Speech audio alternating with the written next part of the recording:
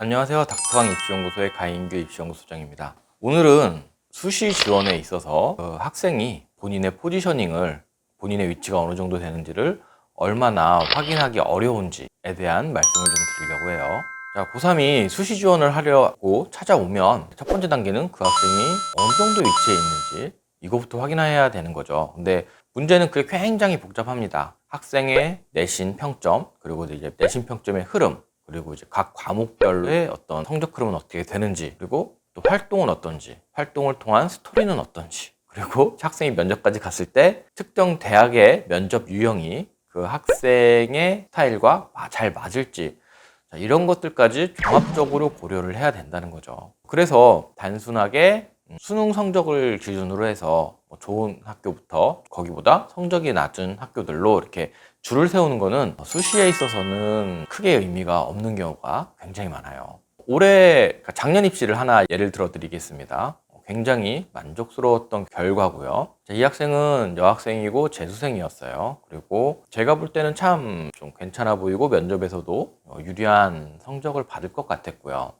자, 그래서 한 5월달 정도에 컨설팅을 했었는데, 자, 재수생이 5월달에 컨설팅을 왔다. 자, 씩씩할까요? 조금 위축이 돼 있을까요? 네, 좀 위축이 돼 있었던 것 같아요. 제가 그 학생을 봤을 때는 훨씬 더 씩씩하고 밝을 수 있는 어떤 그런 능력을 가진 학생인데, 재수라는 게 학생에 따라서는 스트레스가 많이 될 수도 있으니까요. 자, 목표는 치대였고요.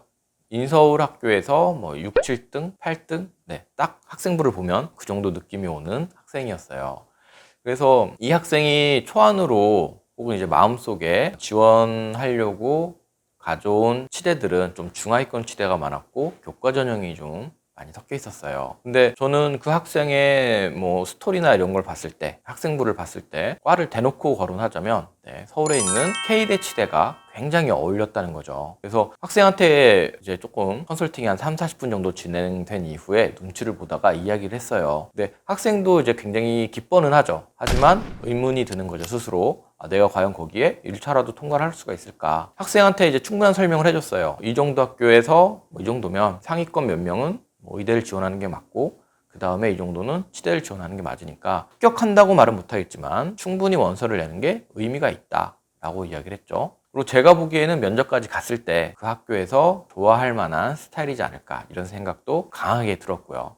그리고 촉도 굉장히 강하게 왔어요. 근데 이게 무슨 무당 같아 보이고 하는데 전혀 그런 게 아닌 거죠. 수년간 다양한 학생들을 보고 또 대학의 스타일을 알게 되고, 이런 느낌의 학생은 이 학교가 좋아하더라, 또 그런 데이터가 누적적으로 쌓이다 보니까 그런 감이 온다는 거죠. 그래서 수시 6장을 치대 중심으로 지원을 했습니다. 네, 너무나 치과의사가 되고 싶어하는 학생이었어요. 자, 그래서 결과는 어떻게 됐을까요? 본인이 지원했던 곳 중에 합격한 곳도 있어요. 근데 최종적으로 6장 중에 가장 상향 지원을 한, 제가 추천한 한 장도 합격을 했다는 거죠. 그래서 통화를 할 때 학생이 굉장히 의아해하는 거예요. 분명히 그 가장 높은 데는 붙고 지원한 좀 낮은 곳들, 성적 차이가 좀 났거든요. 낮은 곳들은 한 곳 빼고 다 떨어졌나 그래요, 제 기억에는. 그래서 어떻게 이럴 수 있냐는 거죠. 그게 바로 전형의 내부적인 비율의 문제라든가, 또 면접에 있어서 대학이 선호하는 유형의 학생, 그런 것들에 의해서 제가 볼 때는 굉장히 당연한 결과라는 거예요. 이 친구 같은 경우에도 앞서서 말씀드렸듯이 성적 순으로 배치를 했을 때는 굉장히 이해가 안 되는 결과죠. 하지만 그간의 다양한 노하우를 갖고 있는 컨설턴트로서는 굉장히 예견이 되는 내용들이었습니다. 그래서 이런 학생이 매년 꽤 되거든요. 그럴 때 이제 정말 컨설팅이 중요하구나, 이런 생각이 들 수밖에 없는 거죠. 오늘은 학생이 본인의 포지셔닝을 어떻게 해야 되나에 대한 이야기를 좀 드렸고요. 특히 이제 작년, 올해, 내년에서 학령 인구수가, 고3 인구수가 굉장히 빠르게 줄어들어요. 그래서 과거에 비해서 학생을 좋게 평가해야 되는 어떤 그런 흐름 속에 있기 때문에 많은 변화들이 예견이 됩니다. 이런 흐름 속에서 6장 다 하향 지원을 해서 납치를 당하는 그런 안타까운 사례는 없어야겠죠. 오늘 설명은 여기까지고요. 다음에 또 의미 있는 영상으로 찾아오도록 하겠습니다.